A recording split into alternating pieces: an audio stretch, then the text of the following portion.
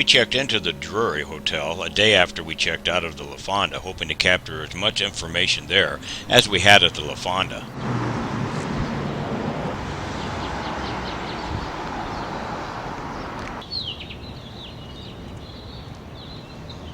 So here's the edge of the hotel, and then there's a walkway, and this is Merriam Manor. This is the building that's still unoccupied. Used to be a nursing home, first built in 1910. This is the one that the security says has a lot of activity in it, and they don't like going in it at night. There's no access to it. I've already asked. When you look through the windows of this old structure, there is a lot of medical equipment that is left in the rooms, including old prescription bottles and patients' records. This is a big building. Drury owns this. They haven't rebuilt it yet. Over the years, all of the activity in the main hotel has centered around room 311, with a little bleed over into the outside hallway in rooms 313 and 315. The hotel was very nice upon booking and giving us room 311 even after we explained what we had in mind. They didn't appear to have any problem with ghost hunters on the property. However, we were in for a surprise when we were informed during check-in by one of the desk clerks, a local historian, that when the Drury bought the hotel, they changed the floors. So actually room 311 is now room 411.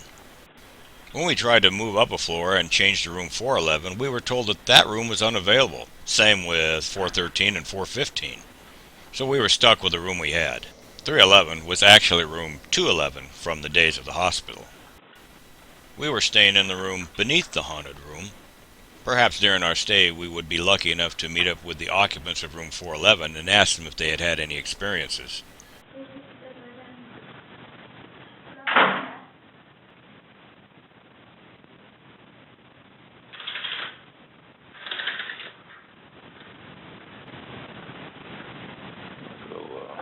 Balcony kind of like. No, that's too bad. So the floor right in the room I wanted is up above us.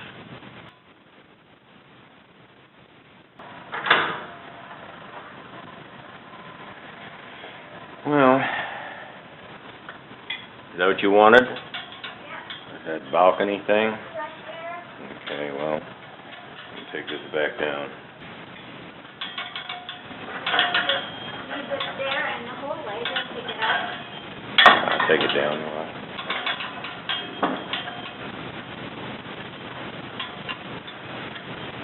You have your keys? Yeah.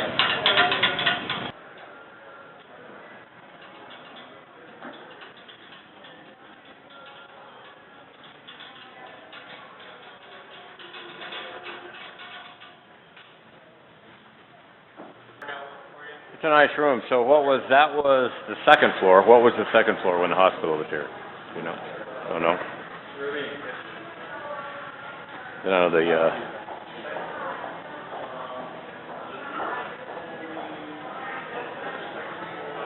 she's asking him.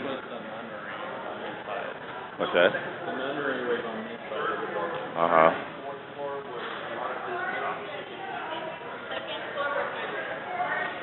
Second floor was surgery. Was surgery the second? Okay, but so that's the third. That's where we're at right now with surgery. You know, they and the reports that I've read said that the psychiatric unit and surgery was on the third floor, which is now the fourth floor. He's saying that it was opposite. Maybe I mean. A couple of people come in that work at the hospital, so That's where he's getting his stuff from compared to the legends, which works best. All right, thank you.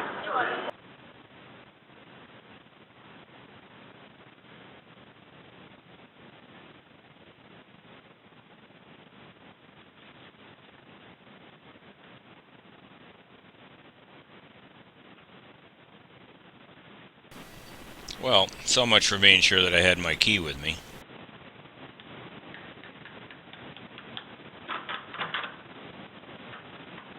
Better remember the room number. This key doesn't work. And I was asking her, and she asked the big guy down there. They've had people come in that worked here when it was a hospital, and they said that this floor was the surgery unit, and that's the legend says that the third floor, the old third floor, which is the floor above us, was the surgery unit. So Maybe the legends are incorrect as far as. Yeah, you're not sure what is the legend. Because Well, he's getting his information from people who actually worked here and went through and said, no, this was the surgery unit. So he's saying the floor above us, the fourth floor, was mostly offices for taking care of patient paperwork and stuff. After checking the limitations of the room, how large it was, what resources we had available, we went about setting up the equipment. Usual array of 4 cameras, DVR, Shure microphone. We put the REM pod in there, a few EMF detectors, see if we could capture anything at all during our stay.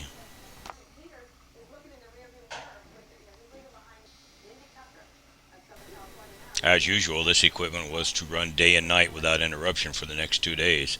But after the first day of staying in here, we had absolutely 0 captures and realized there's probably no activity in this hotel, at least not on the floor that we were on. One time, early in the morning, 2, 3 o'clock, somewhere around that area, somebody in the room upstairs dropped something heavy on the floor and woke us up. And we laughingly remarked, "Hey, they're chasing our ghosts." Oh, that's our room. Now room 311. Used to be 211. 311 was up here where the balcony was at. That was where the maternity ward was, where the activity is at. Well, no activity here. There's other places around Santa Fe to look, and we're not going to waste our time. First place we tried out was the old Loretto Chapel, which has that mystical staircase. Carried a couple of EMF detectors in there just to see if we'd pick something up.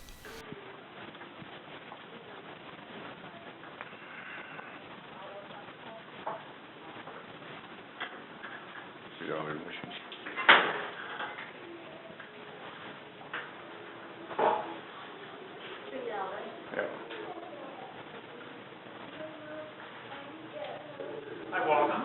Hello, how are you? How many do you want to pay for? 0, but I want to pay for 2. There you go.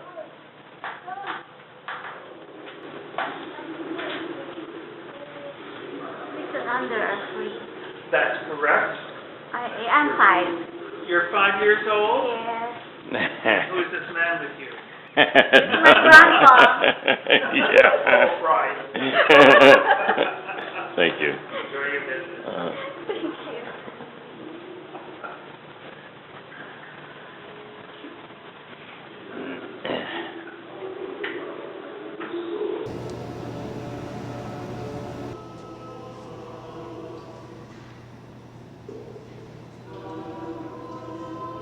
However, Loretto was Italian architects and stonemasons who were brought to Santa Fe by Archbishop Boni Stonemasons. the building of the St. Francis Cathedral. Loretto, and all contributions placed therein are sent to the Mother House.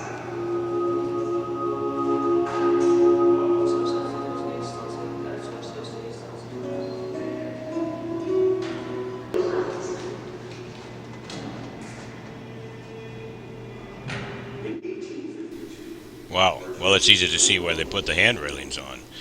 Hour or so in here, we got no activity, so time to move on. A local author and historian, Alan Pacheco, does the Santa Fe Ghost and History Tour. It's one that I highly recommend. His historical knowledge is extensive. Yeah, it's not moving. It's constant. It's, Yeah, you can't take any readings here. Yeah. Now, this is the oldest structure. Where did it end? Right at where that wall starts? Yes. Basically, and this structure here was. Yeah, all the way to. And over this here. was. Do we know when it was built? About the time frame? Well, 1600s, right? Well, yeah, with the Spaniards on over here. Part of the ceiling on over here has been chopped back in the late 1920s here. Oh, what is this walls made of? Here and cut within this hotel. I'll tell you a little bit out later when we get onto the lane behind. Although we were walking through very dark areas, I never felt threatened on this tour. The street people, and there are a lot, stayed back from Alan's He had, tour. 16 kids. He was quite the, how to say, 16 kids. well, he was, a privileged type of guy. ¿Cómo estás? Come on, can you make that go into the red for me? Light that unit up. Come on, you got to prove to me that you're here. I don't think that it's just radio frequency. Light that unit up. Make it stronger. Make it go all the way into the red. The closer you get to it, the more you'll be able to light those lights up. Madama Fantasma, ven acá, por favor.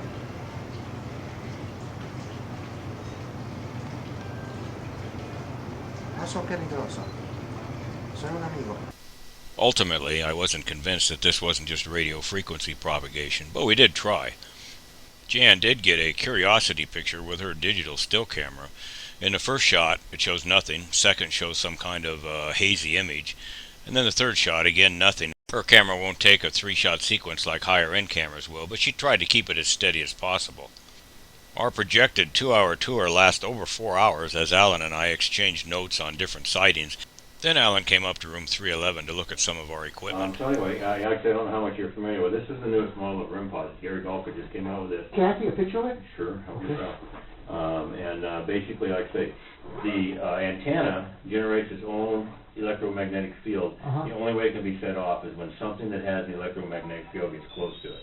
Wow. Okay. So the closer you get to it, the stronger the field will register until it sets all of the lights off. So Yeah. red is the top Yeah. as far as the strength. Uh-huh. So basically, the other night is that I had something was setting 2 lights off, Yeah. the green and the yellow, Uh-huh. which are the 2 formal ones, and that's as far as it could go. And then the other entity made all of them solid. They're just solid, never quit. Now that is probably the best thing that Gulk has ever made as far as attracting spirits. For some reason, they like it. They think it's neat. Yeah. It makes a sound. It's got light. It produces an EMF field, which they're composed of. We know that because they have to be composed of it to break its own field. Right. Turn it off. Tri-field meter doesn't have a light. Yeah. You got to hold a flashlight with it in order to see what it is, because it's a piece of construction equipment designed for the construction industry, and they're thinking, why the hell would you be working in construction without having lights on? Yeah. Okay, so we always run into something, we have to bastardize it. Now, I'll say something, and I'll say to Jan and Stan here. Here I am, I'm in this business, and you are keeping me intrigued because you're telling me things that I don't even know about this kind of stuff. You know your stuff. It's a passion. As soon as I followed that cowboy down the hall, and I say, not first I saw the one at Bally's, I told you about that. But to me, it was so quick, I just blew it off. I was like, that was insane. But when I followed that cowboy down the hall, which was at least a 2-minute experience, I watched a guy for 2 minutes who I thought was another human being, and stood there. It was about this distance. Okay, he's at the door right there. Yeah. And I'm standing right here. And the hallway has and at that time, different owners. We've been like 3 times, 3 different owners I've gone through. Has like some antiques, like that table that you showed us at the place we're at now. Yeah. Okay, and I want to take a picture of him, but I didn't want this guy in my photo. So I've got the camera right there, and I'm thinking to myself, go outside. There's a smoking balcony. There's no stairs. There's a 17-foot drop down. No windows, no stairs. It's for the 2nd floor. You go outside, you smoke, you come back in. And he's looking through the window, and I'm thinking, there's nothing out there. It's a smoking balcony. Go outside. I'm thinking this to myself. And finally, and he looked older than me. I was 50, what was that, probably 55, 53 at the time when that happened? 53, I think. And I judged him to be my age today. He's in his 60s. And I'm thinking to myself, fuck, go outside. Get out of my picture, And I just stood there for at least 2 minutes. And then it became like a contest. I was like, because she told me to go down to my car and get my coat because we were going out. And I was thinking, well, I can go down and get my coat. By the time I come back, he'll be gone. He would have smoked a cigarette and left or whatever, and I could take the picture. But then with him standing there staring, it became a contest. I was like, no, you're going to move. You're going to move. And then finally when he did move, he walked through the door. He walked solidly through a solid door. Well, and I never knew, and I stood there with a camera on my neck. He skunked me. Yeah. I never took a picture of him. I had the opportunity in the world to take 100 pictures. People have told me, if you had taken a picture, would he have disappeared? Probably. Yeah. Especially once the laser pointer, which is basically most cameras use for distance finding, when that laser hit him, it would have disrupted the field, and he probably would have vanished. I probably wouldn't have gotten a photo. But I'll never know because I never tried to take it. Right. So I'm determined that sooner or later I'm going to catch one. We're going to catch one. I'm going to get that bastard on this tape. While we were talking, several fast light anomalies skated out through the door. I'm not certain they were connected to anything in the room, though, even if they were anything. More likely, they were just following Alan around. He told us while we were on the hunt that he always felt like he was being watched here, there. I think he's probably acquired a fan club over the years. More than an hour after Alan left, we were still picking up some fast-moving light anomalies. This was something we hadn't seen in the first 2 days of surveillance, but I still can't claim that it's paranormal. Here it is slowed down to 20% speed, just to give you an idea of its true speed. After Alan had left, now about 1 o'clock in the morning, we decided to go up and photograph the outside of room 411, 13, and 15 just to show what it looked like for the video, and got a real shock. We found out that the reason that the rooms are unavailable is because they no longer exist. 410 was across from it. There is no 411. They took it out. Look at that. This is where 411 used to be, which was 311. The haunted room, and it's gone. They took it out completely.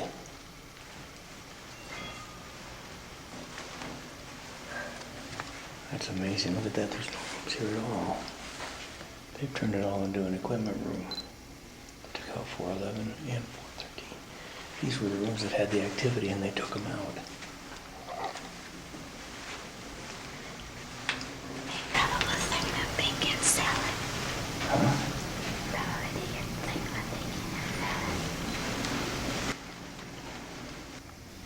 When the Drury bought this old hospital, they made a public announcement that they were going to lay to rest any of the old ghost stories.